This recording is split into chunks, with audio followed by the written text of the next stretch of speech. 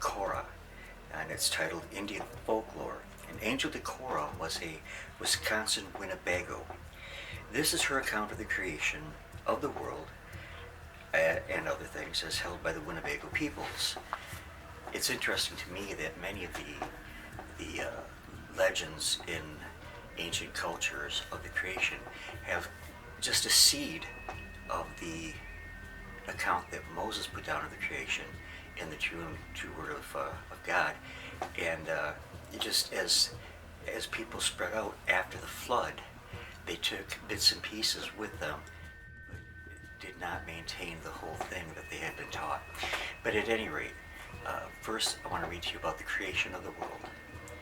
Wasakijak was traveling when he heard a noise behind him and turned to find the waters rising. He fled and climbed into a tall tree, and the water rose higher and higher until it reached his neck. Then he saw a beaver and a muskrat. He called to them, and they came. He begged them to dive down into the waters and bring him a little mud. First the beaver tried and failed. Then the muskrat went down into the water. After several trials, he brought up a little sand in one paw. With this, Wisukijek formed the earth. The earth is a great island floating in a sea of water and suspended at each of the four cardinal points by cords hanging down from the sky vault, which is of solid rock.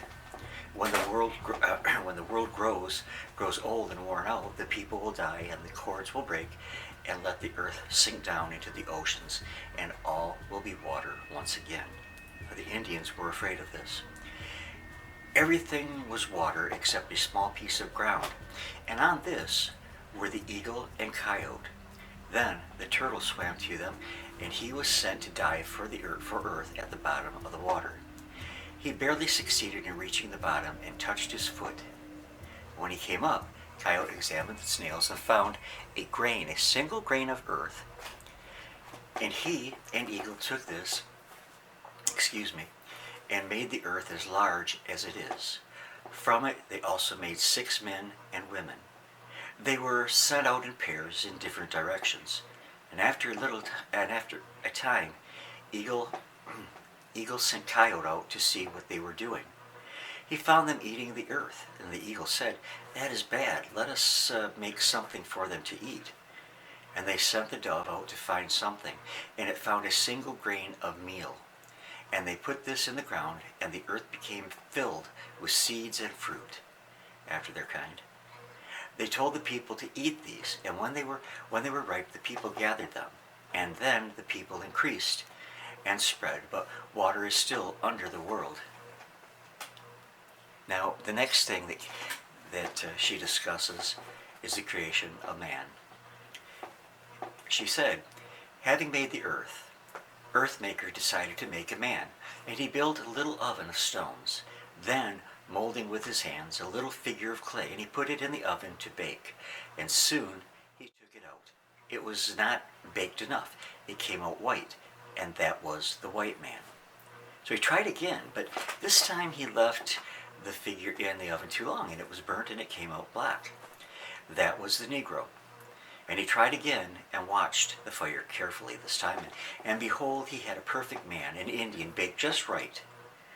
Falcon proposed to Coyote that he show his power by creating human beings. So Coyote said that it would mean a great deal of work, but that he would try. So Coyote threw himself on the ground and pretended to be dead. Soon, a large number of crows and buzzards gathered about him and began to eat his flesh. Coyote rising suddenly, caught a number of them, and Falcon plucked out their feathers, and on each hill placed some of them. Coyote named the places where they were put. The crow feathers became common people, and the buzzard feathers became the chief. It's kind of interesting. Now I'm going to skip ahead a bit to the creation of the thunderbirds, because they were so important to the Anishinaabe people and to the Native Americans throughout the Americas. These great birds then have their nests on the top of the highest mountains, and when the weather is stormy, they fly about high up in the air, and when they flap their great wings, you hear the crashes of thunder. And when they open and close their eyes, the lightning flashes are seen, and when their wings strike the clouds, it rains. And when they are angry, they drop their eggs on the villages, and the people are killed. They set fire to the forest and shatter the rocks. They carry away people who are never heard of again. The old birds sometimes say to the young ones, "Be careful, or you will scare the Indians. You will fly very easy over their camps and villages.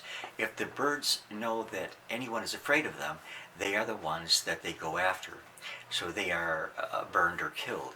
If you watch for them, when it storms, you may see or hear the thunderbirds." Now there's much more that I want to share with you from Miss Decora's book, and I will the next time. I'd like to keep these videos a little bit on the short side, but I hope you enjoyed this, and I will be back with you again real soon when we'll look at the creation of the rainbow, the Milky Way, and other attributes that are all about us. All right, thank you much.